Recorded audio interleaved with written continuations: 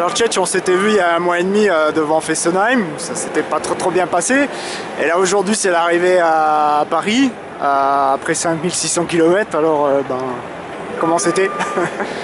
C'est assez incroyable, on a du mal à réaliser qu'on arrive là, on a vécu 4 mois forts où il y a eu une mobilisation exceptionnelle quoi, dans tous les villes, les villages, etc. Des milliers de gens qui ont préparé ces étapes, qui ont sorti des affiches, des tracts, qui ont organisé des conférences, des villages, des associations, etc. Donc il s'est vraiment passé quelque chose et on arrive ici avec le sentiment qu'il y a quelque chose qui a été labouré, semé et qu'il va naître pas mal de trucs importants dans les mois à venir. On va voir là tout à l'heure qu'est-ce que ça va donner, cette arrivée. Je pense que ça va être un moment fort de mobilisation. On en a besoin parce qu'on a besoin là de créer les conditions d'une mobilisation de masse pour la COP21 pour que dans ce sommet on n'ait pas l'impression que les choses s'arrangent par le haut, parce que c'est pas ça qui est en train de se passer, et que les populations soient conscientes qu'il y a toujours ce problème, cette urgence, cette gravité du problème climatique et cette urgence à mettre en place les solutions, les alternatives, la transition sociale et écologique.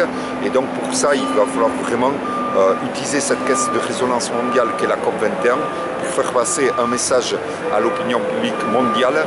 On a 5 ans pour éviter le pire au niveau climatique et maintenant tous ensemble il faut contribuer à gagner des victoires décisives comme l'arrêt des subventions aux énergies fossiles, comme la mise en place de politiques de sobriété énergétique au niveau des transports, de l'agriculture, des logements, de l'industrie, comme la mise en place des énergies renouvelables. Donc le refus de plein de fausses solutions qu'on veut nous vendre de tous les côtés, comme le nucléaire, les agrocarburants, la géo-ingénierie, etc. Et évidemment le financement de cette transition écologique et l'adaptation des pays qui aujourd'hui sont déjà victimes des conséquences du changement climatique. Tous ces enjeux-là nécessitent de se mobiliser, de gagner des victoires, et pour ça il faut être nombreux, il faut être des millions à l'échelle du monde entier, et c'est ce qui est en jeu avec la réussite des mobilisations de la COP21, et c'est à ça qu'on veut contribuer avec ce Tour Alternativa qui a passé ce message partout, midi et soir, pour appeler les gens à se mobiliser, et donc on espère que ce samedi 26 septembre va être une pierre, un jalon dans ce processus. Eh bien merci et bravo.